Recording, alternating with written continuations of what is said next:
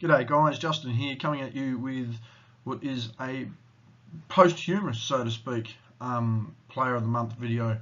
Just realised there aren't going to be as many games in October as there will be in March, and I mean there's certainly not going to be as many in April as will be in March. So I've decided that if I'm going to do a Player of the Month, I should do it for every month. So I've decided to go back and look at October. And my NBA Player of the Month for October 2017 was James Harden of the Houston Rockets.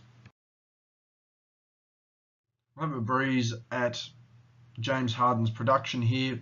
Obviously only the 8 games played in the month. So we'll look at his scoring. Games of 20 to 24 points he had 2. In games of 25 to 29 points he had 6. In the rebounding department, games of 0 to 5 rebounds he had 5.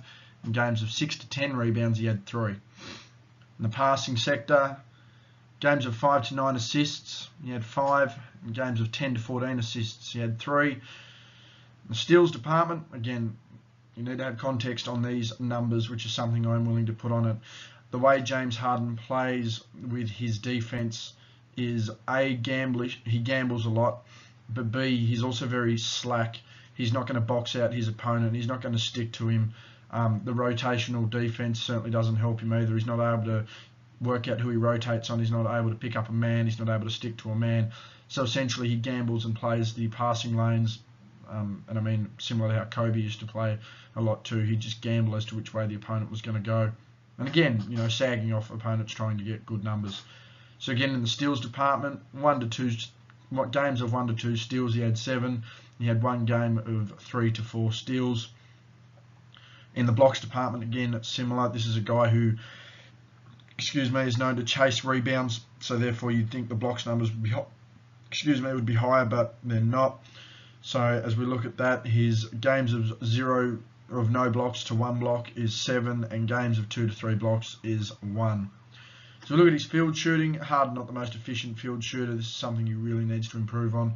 Again, probably the best, or second best offensive threat in the game today. That's just my opinion. I feel Steph's more effective offensively. And even defensively too, but we don't need to worry about that. As far as offense is concerned, I feel he is the second most potent offensive player, and on his night he is the most potent offensive player. He just needs to be more consistent, and his shooting numbers do reflect that. So again, shooting from the field, games of 30 to 39.9 field goal percentage, 3. Games of 40 to 49.9 field goal percent, 3, and games of 50 to 59.9 field goal percent 2. So as you can see, he's only ticked over the 50% mark twice in the month of October. Some games he was up there in the high 40 mark, but generally he's below the mid 40 mark, which is certainly something you don't want to see from a guy who has the potential of being an MVP. Russell Westbrook shot poor last year.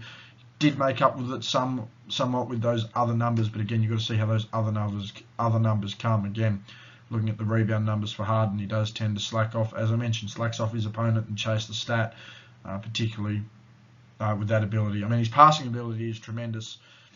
His ability to find the open man is good. He is a better passer and playmaker than LeBron James, but again, you've got to look at what you're sacrificing to gain those numbers.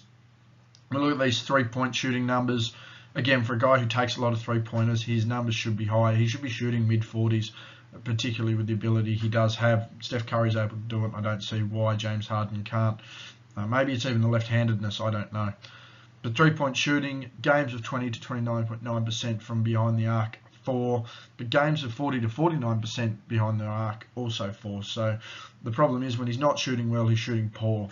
And that's something that a guy like Harden, who has the potential to lead this team deep into the playoffs, I don't think he can ever lead them to a championship by himself. Not that he's by himself at the moment, but if he's willing to lead this team and wanting to lead this team deep, and I mean even to a championship, he's going to have to get that efficiency more consistent. So we look at his free throw shooting numbers here. Games of 50 to 75% from the line, 3, and games of 75.1% to 100% from the line, 5. Again, this is a guy who gets to the line a lot. He should be shooting 90% every single game for my liking. And again, we wouldn't even need to worry about his free throw shooting percentages there. We'll look at the team record on the month. The team went 5-3, and Harden played in all 8 games. So with Harden, they were 5-3. So we look at the key games that he played during the month. The first one being versus Sacramento, and his opponent there, starting point guard George Hill. He had 27 points, 3 rebounds, 9 assists, and 2 steals. Unfortunately, though, his field shooting was something to, look at and something that he certainly needed to improve on. 38.1% from the field, 28.6% from deep. Again, this is a guy who should be putting up high 40% numbers with the volume of shots he does take. He should be more efficient. Again, I'd like to see James Harden shooting 48% from the field. I don't think it's a bad ask. And 28.6% from deep, as I mentioned, should be a 40% three-point shooter. 87.5 from the stripe, again, just below par for me. I feel he does need to shoot 90%, but 87.5 is, pretty impressive considering most elite guards should be shooting 85%. George Hill on the game had 16 points, 3 rebounds, and 3 assists, and again, the efficient shooting for him besides the free throw line. 54.5 from the field and 50% from deep, certainly numbers that anyone in the league would be happy with. However, 75% from the stripe, he should be shooting, 80%, 85%. In the fourth quarter alone, Harden had 12 points and 2 assists and only 1 turnover, and was very pivotal in the fourth quarter there for Houston. 66.7 from the field and 60% from deep. Again, shooting well, but then he had to sacrifice free throw numbers at 50%. Again, he needs to get that consistency in his offensive game. Versus Charlotte, he had 27 points, 10 rebounds, and 11 assists, so the triple-double there, with 1 steal. His shooting from the field did take another hit here, although not as bad. 44.4%, probably 4% below where it needs to be from the field. 40% from deep, I will give him credit there. However, I would like to see that a little higher. Again, 87.5% from the free throw line. Should be a 90% free throw shooter. He isn't. However, above 85% is passable. Kemba Walker on the game had 26 points, 3 rebounds, 5 assists, and 1 steal, along with 1 block. So a more all-round effort there defensively from Kemba Walker. But again, he's certainly the same sort of category as far as Curry is concerned defensively. Not the best defender, and as far as manning a man up, not the greatest. His numbers come from switching and from playing the passing lanes and gambling. 36.4% from the field, so he certainly shot a hell of a lot worse than Harden, which is certainly hard sometimes. 66.7 from deep, tremendous, and 100% from the stripe, perfect. Again, most guards should be shooting 80-85% in the NBA, if you ask me, from the free throw line. 66.7 from deep, that's pretty good as well. In the fourth quarter alone, Harden had 6 points, 4 rebounds, and 3 assists.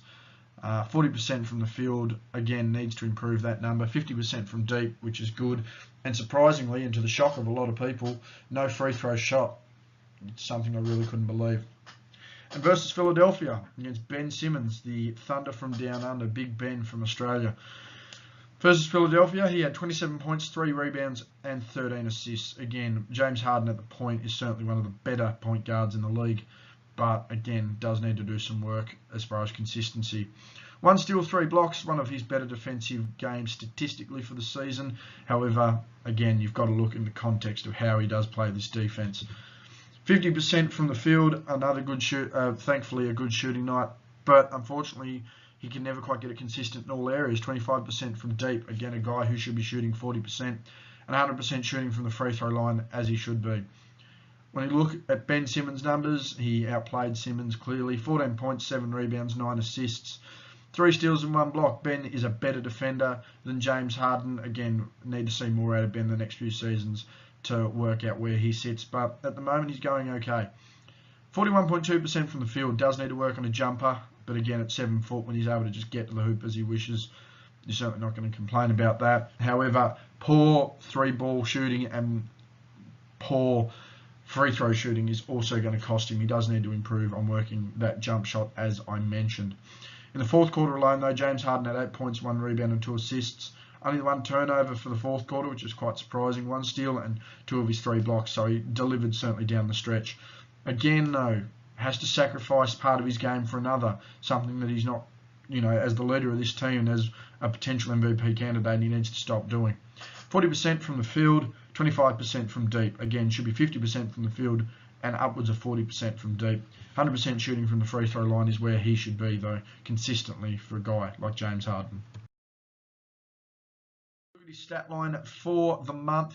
26 points per game, 4.8 rebounds per game. Again, you'll notice he has sacrificed those rebounds and in the wake of Clint Capella playing well and someone like a Chris Paul who is grabbing rebounds as well, it's good to see that he's focusing on other areas. 9.3 assists per game. Again, he's playing with Chris Paul, but still have over 9 assists a game is tremendous. 1.8 steals and half a block. Again, we have explained his defensive prowess. 42.2% from the field. Now again, he was my player of the month. However, his shooting numbers need to drastically improve. There should be a 6 percentile point increase there. No way he should be shooting 42.2. He should be shooting 48, 49%. 34.6% from deep.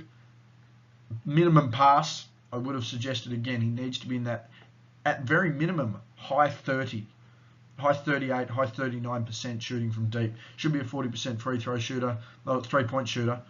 And when we look at his free throws there at 80%, again, this is a guy who should be shooting 90% with the amount of times he gets to the line. Can't fault his overall impact on the team. Again, 5 and 3 is a positive, but there is certainly some work to do. Sacrificing one area of your game and letting the other, so you can improve another, yet letting that other area fault is just not good enough when you're meant to be arguably the best player in this league at the moment, offensively. Defensively, again, a lot of work to do. Just to summarise, as I was saying, here are my players of the month so far. In October and November, I had James Harden, and again, the reason why he is leading my MVP race. In December, I had Jimmy Butler, who made giant leaps and bounds both for the Timberwolves and his own MVP case. Again, working with that young side, he will have a lot on his plate. And in January, Steph Curry just poured in tremendous points at a great efficiency and was stepping up pretty much to me as the leader of Golden State. So certainly does deserve the credit. Again, playing with Kevin Durant, very dubious and probably the most stacked, well, definitely the most stacked team in the league. They're looking like they're going to win another championship. But yeah, Steph Curry, 29 points a game with Kevin Durant on that team, stepping up when it matters, was my player of the month for January. Anyway, guys, that's been me. Thank you very much for watching this video. My player of the month for October, James Harden of the Houston Rockets. Hit that like button and leave a comment. Who was your player of the month for October? How do you assess Harden as played from October and November onwards? Is he in your MVP conversation?